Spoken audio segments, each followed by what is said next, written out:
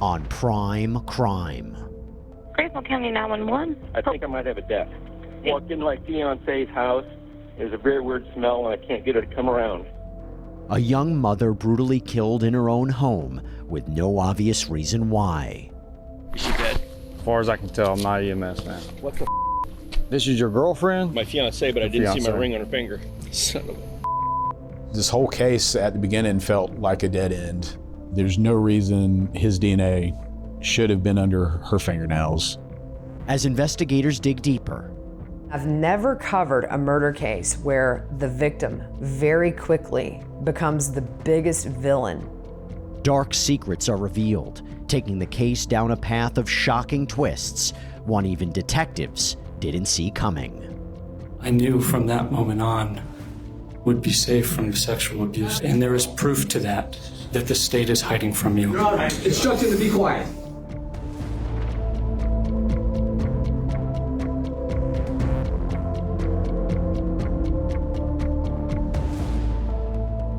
Hi there, everybody. I'm Jesse Weber, and welcome to Prime Crime, where we break down some of the most compelling and memorable true crime cases from across the country. Right now, we have the story of a young mom who was savagely murdered in her South Carolina home in what appears to be a seemingly random act of violence.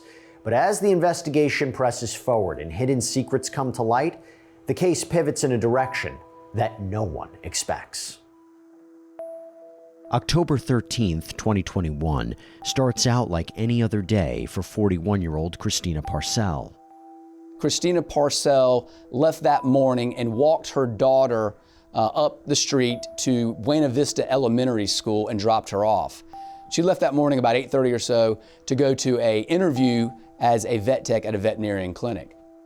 Later that morning, Bradley Post, her fiance, tried to call to touch base with her, see how the interview went, but he didn't get her on the phone. So he decided to go over to the Canebrake address just to check in on her. That's when the lives of Parcell's family and friends in that small community of Greer, South Carolina, change forever. Graceville County 911. I think I might have a death. Okay, let me connect you to... Walked into my fiance's house. She wouldn't answer my call. There's a very weird smell, and I can't get her to come around. October 13th of 2021 on Canebrake Drive, close outside the city of Greenville, a 911 call was placed just after 11 a.m. by Bradley Post, reporting that he had discovered Christina Parcell's body inside the home. I just walked in. I smelled some weird smell. It looks like she's bled out on the floor. Is she breathing? No. Okay, then we need to turn her over, make sure she's flat on her back, and we're going to start CPR, sir. Okay, I think she's gone. It looks like there's brain matter everywhere. It looks like somebody might have shot in the back. She won't respond. She's got her eyes open. Eyes are open. There's a lot of blood. There was a tremendous amount of blood in this crime scene. We knew that this person had been very up close and personal with Christina Parcell. And then there were drag marks throughout the crime scene moving her body. We didn't know for what purpose or why. So it looks like somebody may have broke in and shot her in the head. Maybe, I don't know. Do you see anybody still nearby, an assailant or anything? No? No. Okay. There was a pungent smell that was inside of the residence. However, once the forensic technicians arrived, the smell had dissipated. You got to come home right now, emergency. I went to the door, no response, so the back door is always unlocked. Okay. So I walked around the back door. When I walked in, there was a smell, like a pesticide smell. And she's laying there on her back. It looks like she's either brain matter on the floor, or there's a lot of blood. It looks like she fell and was drugged. What law enforcement determined to be the spot that she was initially attacked had the largest collection of blood by that couch, and then the drag marks across the floor to where she was ultimately found. The cause of death was approximately 35 slash and stab wounds all around her body. Overwhelmingly, it was a vicious attack. A slew of questions and potential implications arising from just those facts alone. Is there anybody else in the house? Any No, pets? but there are 3 cats. Did you talk to her this morning? I talked to her this morning, yeah. Okay. Sheriff's office. I do smell something. We didn't see a gun or anything. We didn't touch her, so I don't know. But it's weird. You'll see where she was drugged. We never found a murder weapon. Obviously, every house has plenty of knives. Every house has a kitchen, but there was nothing that, stood out as being the murder weapon. There were blood droppings near the blinds of the house, as well as chairs. In addition, we'd found rose petals sprinkled throughout the crime scene, and we didn't know the significance of those. I just talked to Tina, who is his sister, who's at work. She's coming home now. And I said, was there a rose? Did you see on the floor? Yep, I saw it. She said, I don't have any rose in the house. Okay. And I saw her sunglasses in the hallway, so it looks like she was surprised somehow. We definitely felt that it was personal, not a random person who just walked in her house. This is weird, dude. It is weird. Let's get out of here with that smell. And just lock it down. It's definitely not a death odor. Is she dead? As far as I can tell, I'm not EMS, man. They should be here in just a second. What the And this is your girlfriend? my fiancée, but I didn't see my ring on her finger. Son of a She's got a young daughter that's 9. Deputies were dispatched to 122 Canebrake Drive just after 11 a.m. on Wednesday, October the 13th, after a woman, who has since been identified as Christina Parcell, was found deceased inside the residence by a person familiar with her. Investigators rushed to the scene and discovered the victim had been brutally stabbed multiple times, resulting in her death. With a brutal murder and not many leads, police have a lot of work ahead of them. The initial officers cleared the home itself. Evidence was collected, pictures taken of the inside of the home, and the first steps that investigators took was to speak to neighbors. Canebrake Avenue is a really quiet suburb in the town of Greer. It's a place where a lot of families live. My first thought was, maybe this is somebody she rejected, or this is a jilted lover. I do think the neighbors were probably afraid. We knew from the beginning we were going to be looking for somebody that was at least familiar with Christina. Christina Parcell was a mother. She was the sister of Tina Parcell, and at that point she was living at that residence with her sister Tina and her daughter. Christina worked as a vet tech part-time. She was seeking full-time employment, and she had a fiancé named Bradley Post. After she was murdered, you started to see people who knew her comment on social media about the person that they knew, and it's everything you would expect. She was a great mother to her daughter. Everybody at the animal clinic loved her. It seemed that she had this personality that drew people in, but also made people feel important and noticed. We spoke to her sister, Tina Parcell, at great length, and even Tina expressed the fact that, a lot of Christina Parcell's life was a mystery to her because they only rekindled their relationship about a year or so prior to her murder. They had to look at, was this a case of mistaken identity? Was this meant for her sister Tina? There were so many options on the table and so few answers that it seemed like investigators really had their work cut out for them. Detectives canvassed the surrounding neighborhood in hopes of finding any new information to bring them one step closer to identifying the alleged killer. Doorbell cam footage around these houses could be extremely valuable in trying to identify a suspect. And thankfully, almost immediately after law enforcement arrives, they find out that the home directly across the street had Ring camera. We asked for, in some cases, days of footage just to make sure somebody wasn't kind of scoping out the house before it happened. Some homeowners didn't have anything of evidentiary value, but a couple of the neighbors did catch something that gave law enforcement their first big break. You see this suspect walk up to the front door and stands there for maybe 10 seconds. It's clear he has knocked on the door or rung the doorbell. You see the door crack open, and the last frame of that video shows the suspect walking inside Christina Parcell's house. We tried to get as much security camera footage as we could to figure out where he came from or where he went back to. We know he left on a bike. They kind of struck gold, in a sense, in falling into the footage of this individual walking into the home at 9:15, it didn't clearly identify who it was. They didn't have a face, but it led them ultimately to a suspect. Many questions begin swirling. Who would want this young mother dead? Who had access to the home and knew Christina Parcell's schedule? Is there anything or anyone investigators are missing? This soon leads detectives towards an unlikely character. There's been a custody battle. The father was in Italy. Is he in Italy now? And he's been threatening. Well, we don't know.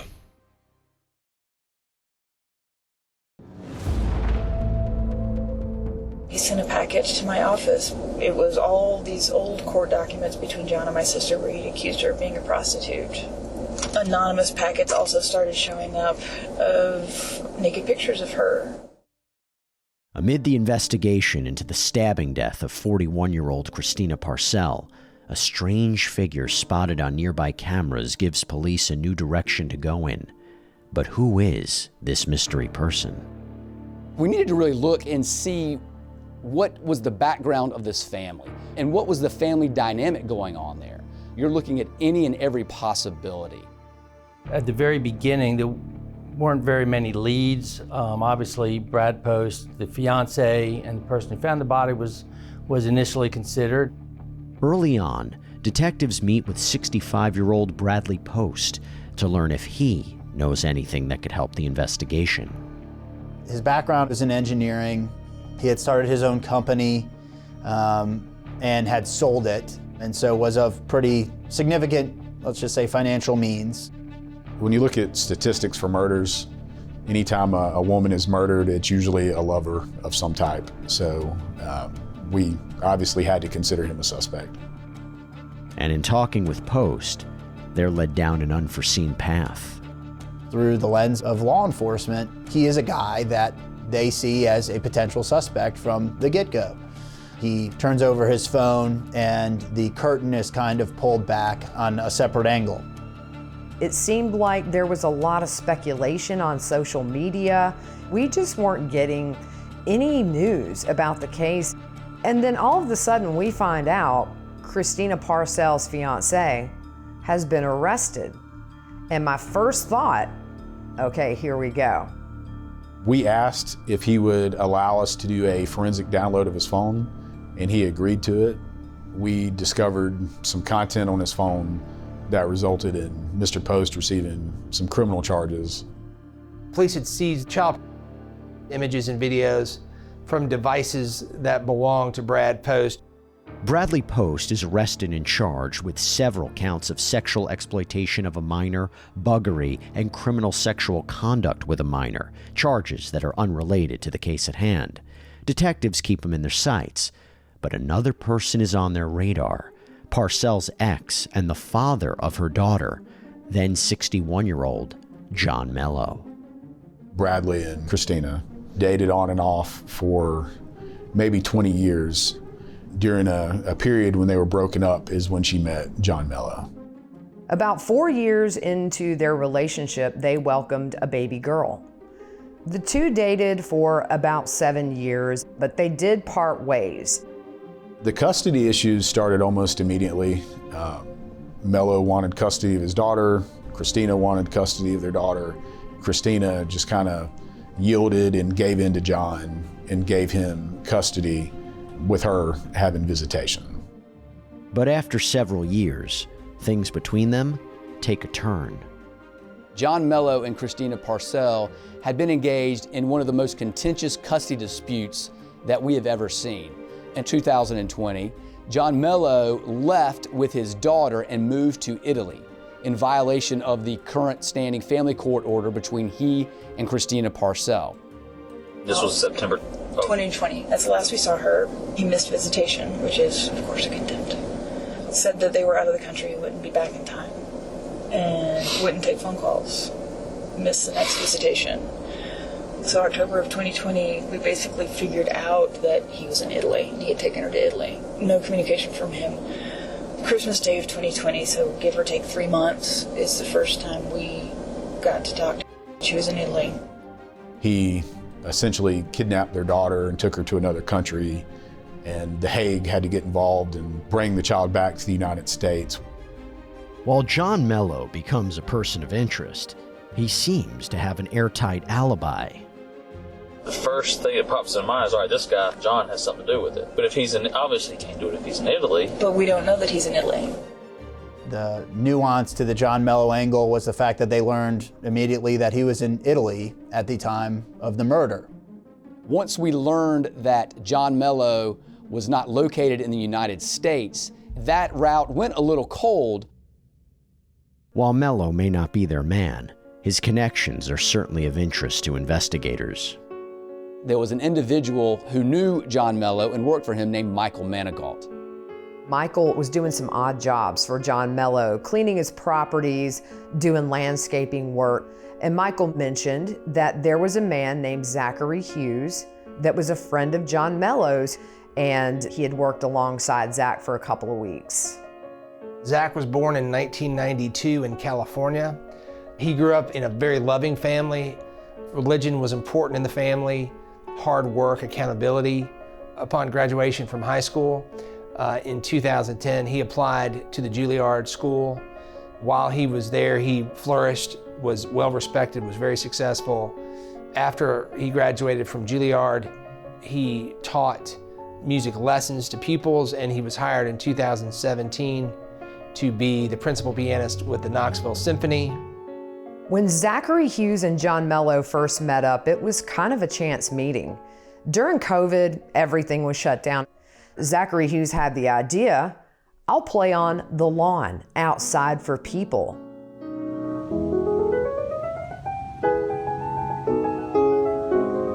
Later, Zach decided to start doing some street performances in downtown Greenville. And by chance, one day, John Mello and his daughter walked up and complimented Zach on his music. He asked the child, "Is there a song I could play for you?" And the child said, "Claire de Lune."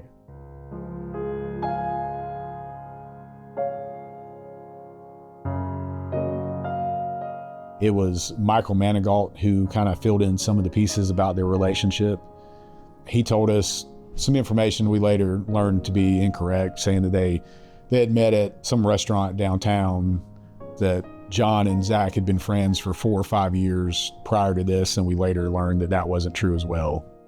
It seems like they had a very fast friendship develop, but it wasn't a long one. They only hung out for a couple of months. Zach was enamored with the young child in a big brother kind of way. Now, 29-year-old Zachary Hughes is in the picture, but there's something that doesn't really add up. Such a glaring question.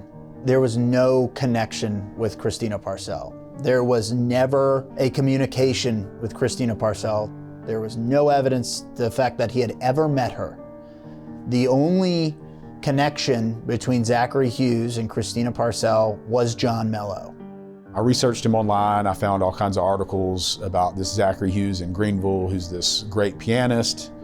And we pulled a list of his vehicles that he has from the South Carolina DMV. And that's when I started looking through the flock traffic cameras that we have throughout the county. And the day of Christina's murder, I was able to find a picture of Zach's truck. With seemingly little connection to Christina Parcell, detectives begin to wonder, could the hooded figure on the bicycle seen on surveillance footage be Zachary Hughes? On 2 separate flock cameras at different times, they see Zach's truck, but they also see a bike in the bed of the truck, and that was the next big break. This is quite the story, right? Actually, when it was going on, we knew that we wanted to bring this one to you. And with that, I have to thank our incredible supporter who helps make this happen, our sponsor, Morgan & Morgan. Look, if you should get injured, America's largest injury law firm may be who you want in your corner. Listen to this track record. In the past few months, Morgan & Morgan secured a $9.3 million verdict for a car crash victim in Florida, a $5.6 million verdict for another car accident victim in Atlanta, and not to mention $1.8 $2.8 million in Kentucky after insurance offered them just $5,000 in that case. And even if you think your case isn't worth, millions of dollars, why not just start a claim and fight for the money you deserve? Seeing if you have a case can be done in 8 clicks or less. You don't even have to leave your couch. Also, their fee, absolutely free unless you win. So if you're injured, you can easily start a claim at forthepeople.com/primecrime or scan the QR code on screen. We found no connection. I think he got a burner phone and sent her some harassing text messages at one point.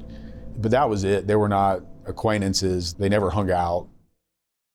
A loose theory begins to take shape surrounding the murder of Christina Parcell. But as the investigation unfolds, unsettling new details emerge, and the mystery only deepens. Right after Christina was able to get her daughter back from Italy, some nude photographs of her started being mailed to several different addresses.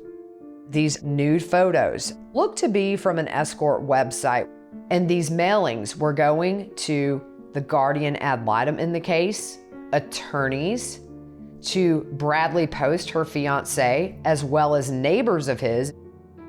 At first, the sender of the envelopes remains unknown, but as the murder investigation continues, detectives begin building their case, uncovering links to Zachary Hughes. In doing their due diligence, they are able to identify his truck, and they run that truck through flock cameras in Greenville. On the day of the murder, around 2:30 p.m., one of the flock cameras hits on Zachary Hughes' truck, and you see very clearly in the bed of his truck a bike matching that description of the bike that was found on the Ring cameras leaving the residence. So this is where it kind of snowballs. Even though his family was close by, Zachary Hughes was living with a family from church. Investigators, when they pull up, Zachary Hughes is standing at the French door, holding a cell phone, and puts his hands in the air. I obtained a search warrant for that residence, his truck, his DNA.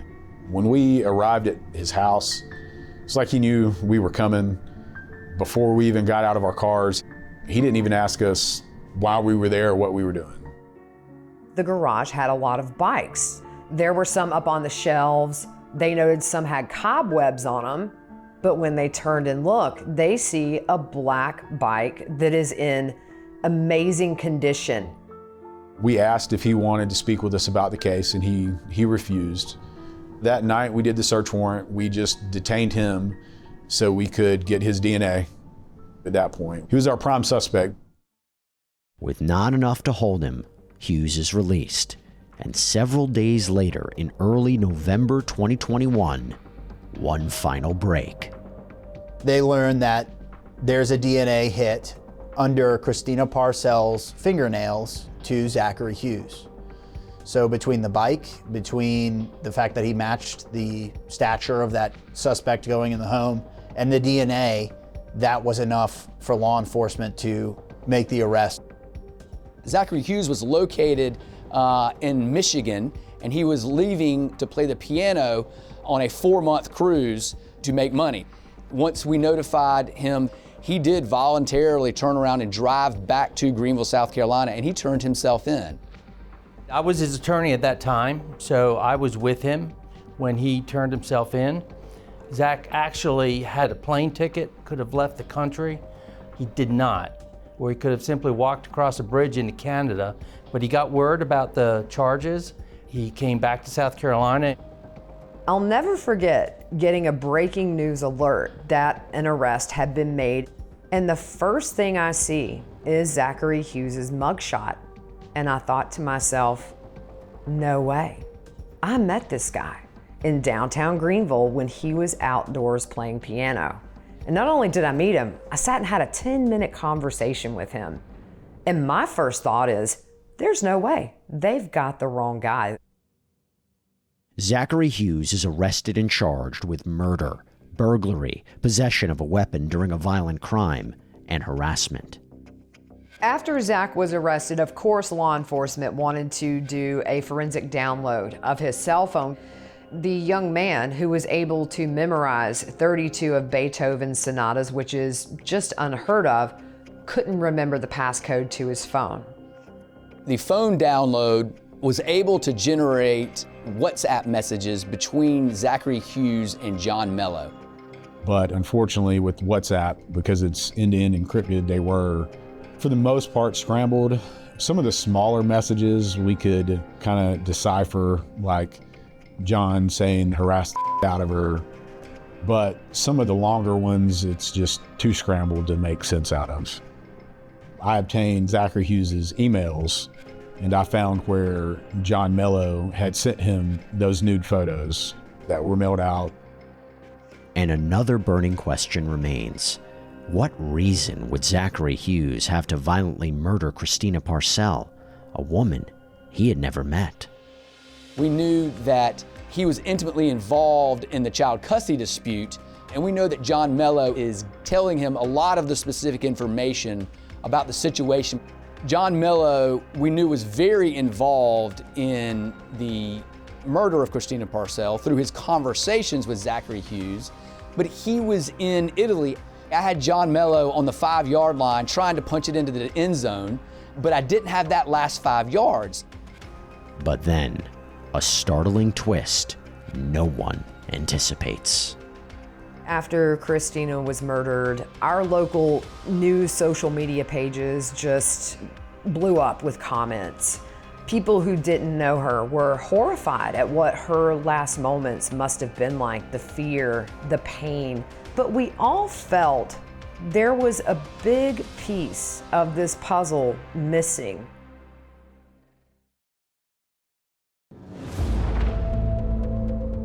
The prosecution's role is to prove beyond a reasonable doubt that Zachary Hughes did in fact murder Christina Parcell. That sounds simple. In this particular case, it was quite complicated. Investigators working to build their case in the murder of Christina Parcell face controversy when serious accusations against Parcell come to light. There's a lot of allegations that were made against her, some false, some true. John Mello made several that were investigated by the sheriff's office. It did have to do with child abuse, and they were ultimately closed. On review of Brad Post's devices, Christina Parcell is in images and some videos. Allegations started to trickle out about Christina and her possible involvement in the child sex abuse material that her fiancé, Bradley Post, had been arrested on just 1 week after her murder. And when that hit the news, it flipped this case upside down. And I've never covered a murder case where the victim very quickly becomes the biggest villain in this story. But after these allegations were made public, that's exactly what happened to Christina Parcell. This seemingly important evidence, however, would soon find itself on the chopping block. It actually took us a number of years to be able to even gain access to those images and videos. September of 2024, the state moved to exclude all evidence of child that had been seized during the course of the law enforcement's investigation. We responded, then the state filed another motion for the purpose of excluding it. It was not relevant because it didn't play a part in the murder, and I think the judge made a well-informed and the correct decision on excluding that material. In February 2025, Zachary Hughes goes on trial, armed with a trove of solid evidence. Prosecutors lay out their case. Murder is an angry heart. We have to show that Zach Hughes had an angry heart. He was mad. In addition to also preparing a very complex trial through witnesses that could convince a jury that he did in fact kill Christina Parcell. On top of that was the why. Why would Zachary Hughes, somebody who's never met Christina Parcell, go and commit such a horrific crime? The question is, how did Zach Hughes become involved in this case? Well, Zach Hughes had a relationship with John Mello, and that relationship grew. And it grew to the point where Zach Hughes began inserting himself into this custody battle. And as the custody dispute it elevated into a situation where custody might not go in John Mellow's favor. And at that point, Zach Hughes made the ultimate decision. And to support their theory, the state's witnesses outlined the facts. Did you have the occasion to test the clippings from Christina Parcell's right hand? Yes, I did. The DNA obtained from item 2A is a mixture of at least 2 individuals. Assuming Christina Parcell is the major contributor to this mixture, a match between the minor DNA result of item 2A and the DNA of Zachary Hughes is approximately 825 million times more likely than a coincidental match to a random unrelated individual.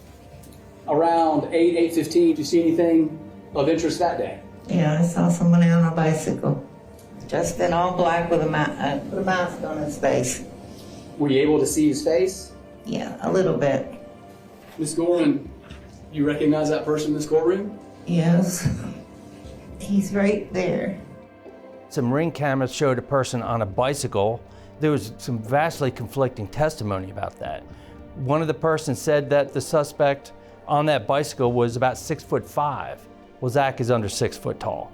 Another witness testified that they were able to enhance the video enough to see that the person on the bicycle had a beard. Well, Zach did not have a beard. Did you have the occasion to meet John Mello? I met him maybe a time or two from 2014 to when they broke up in 2015. Now, did they ever live together? No, he was living with his wife at the time. Did Christina Parcell and John Mello ever engage in disputes over who had rights to their daughter?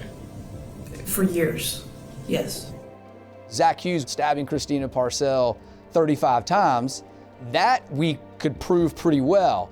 It was all the other ancillary issues regarding the custody dispute that made this case complicated.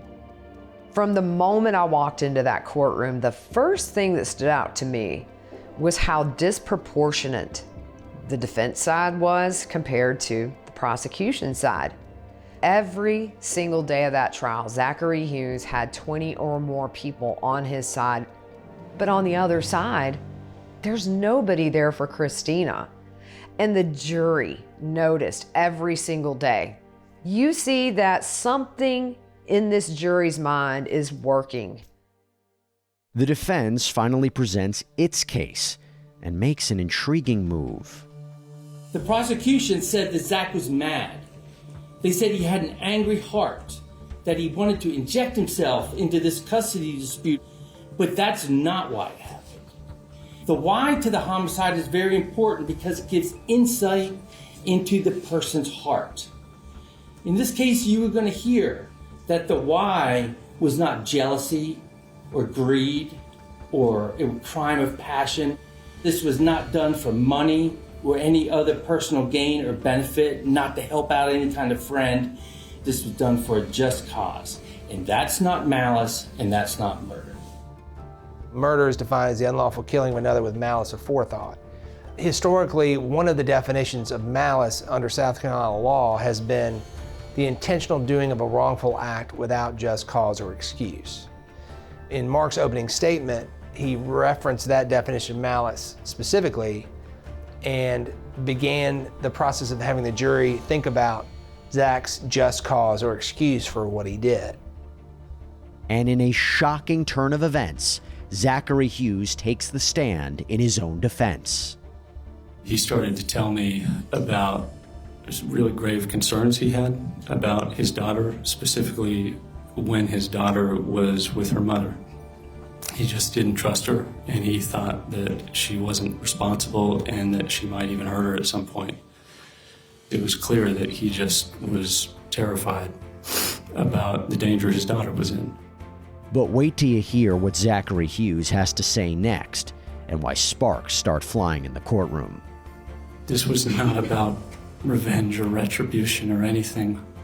I wasn't angry. I felt that I had a certain sense of responsibility to help him with what he was dealing with this custody battle for his daughter's sake.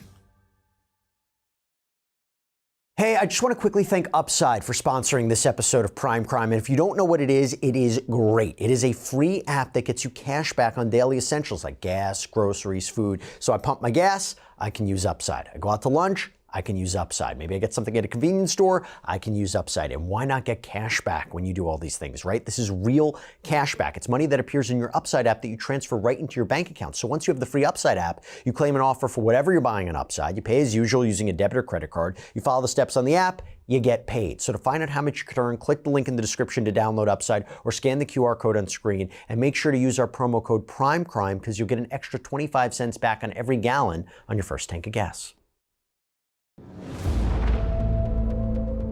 At the end of September, beginning of October 2021, did you conclude that you had to rescue and there was no other way? Yes, I did. Zachary Hughes testifies in his own defense as he faces murder charges over the stabbing death of Christina Parcell, the ex of his friend John Mello. He walks jurors through what happened in the months leading up to the brutal killing. In May of 2021, what, if anything, did John ask you to do for him? John asked me that if I believed his daughter was in grave danger, would I be willing to kill Christina Parcell for $5,000? I was shocked and insulted by the request, and I gave him an immediate and unequivocal no. Maybe 2 or 3 weeks later, he asked me again if I became convinced that his daughter was in danger, would I be willing to kill Christina Parcell for $10,000? I told him the only way I would ever consider taking action like this is if I was absolutely convinced that his daughter was not only in danger, but that the only way to rescue her from that danger would be to take Christina Parcell's life. We've heard from people who try to make it sound like Zach was manipulated. Zach wasn't manipulated. He gained a lot of information. Some of it was through John Mello, some of it was from other sources that led him to believe that this child was being abused. In light of newfound information from Zachary Hughes' testimony, and to add to this already tangled web, outside the courtroom, another player in this case finds himself in handcuffs. When Zachary Hughes was on the stand, we were curious, is he going to throw John Mello under the bus?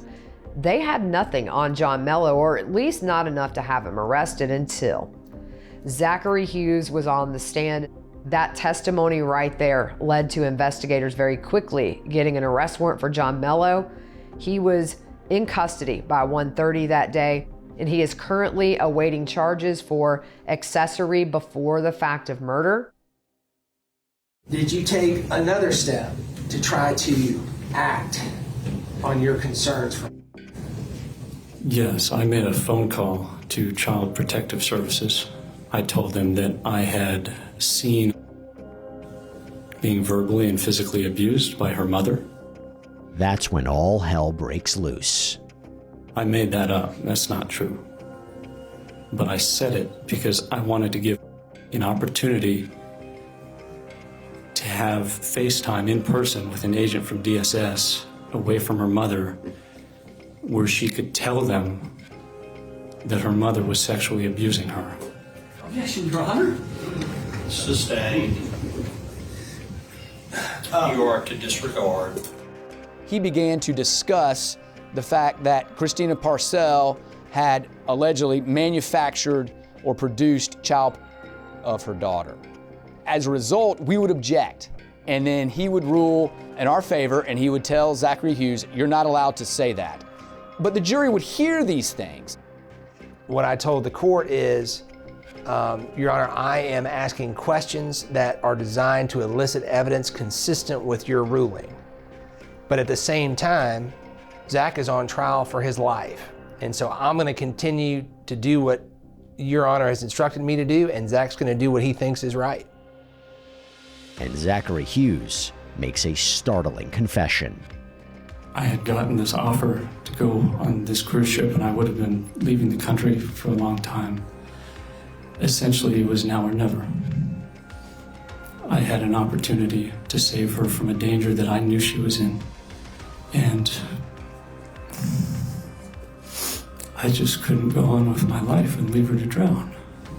Did you take Christina Parcell's life on October the 13th? Yes, because I believed it was absolutely necessary to save her. And I was right. Objection, Your Honor. Sustained.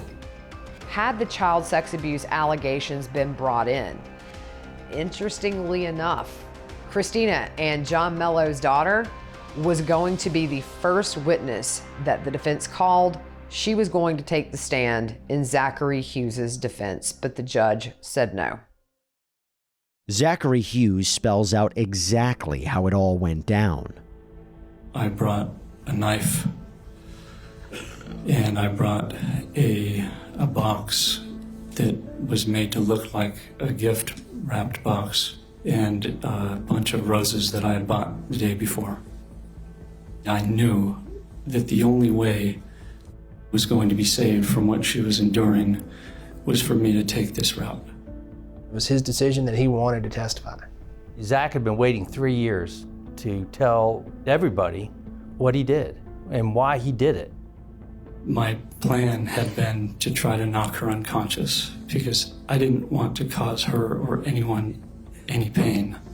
I started striking her, and she started to fight back. I don't remember how many times I struck her. I saw that she had scratched my face, so I used the paint thinner to try to clean her hands. I drove back to the mountain house, and as soon as I left the house, I felt the most enormous wave of relief wash over me because I knew from that moment on would be safe.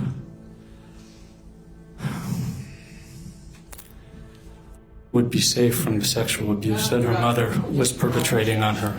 And there is proof to that the state is hiding from you. Your Honor, instruct him to be quiet. Okay, you need to stop talking. At the end of the day, he wasn't able to put up his defense without getting contempt charges because it wasn't allowed in. And yet he said, I put my hand on the Bible. I swore to tell the truth, and you're telling me I can't. He got out to that jury that there were allegations of sexual abuse by the victim, Christina Parcell. Very powerful moment. You see that light bulb go off where several of those jurors in that moment finished that puzzle. Even though we had it strict from the record, he was continuing to say it so much that the judge held him in contempt and sentenced him to 6 months in jail, which didn't seem to faze him very much. It just shows that he has no respect for, the rule of law. I mean, he just admitted to being offered money and killing someone. He admitted that he knew nothing about Christina other than what he was told by John Mello. The case is left with the jury. The state has to convince 12 people of the same thing. And I don't care what the evidence is in any case, it is so difficult to convince 12 people of anything. So your mind races. I've never personally had a murder suspect confess to a jury, even testify in his own trial, let alone confess. I don't know what he thought was going to happen other than a guilty verdict. After just under 3 hours of deliberations, the jury comes back with their verdict. As to the charge of murder, we, the jury, find the defendant guilty. Zachary Hughes is found guilty of murder, among several other charges, but is acquitted of first-degree harassment and conspiracy to commit first-degree harassment. But before the judge hands down his sentence, Christina Parcell's sister, Tina Parcell, gets an opportunity to speak before the court. This man, no, I'm sorry, this defendant wanted to kill someone. He was given a target on a silver platter. All of these men did nothing but use my sister for their own twisted personal gratification. he would do it again. Zachary David Hughes, indictment for murder. You're to be committed to the State Department of Corrections for life. Ultimately, Zach Hughes murdered Christina Parcell on the morning of October 13th of 2021, period. That happened. The defense's argument that Zach Hughes had the pretext to commit this murder justifiably, it wasn't there. I've covered a lot of murders that have some very crazy twists and turns, but I never thought one of the craziest would be 20 minutes from my backyard. Knowing what we know about what was allegedly being done to the daughter, that was a very conflicting feeling for me to not really feel as sorry for a victim as I normally do, and I struggled with that. But at the end of the day, we can't allow vigilante justice. Somebody like that, as talented and poised and amazing as he seemed to be, he committed a very vicious and scary murder, and we just can't allow people like that to walk around on the outside among us, no matter what noble cause he thought it was.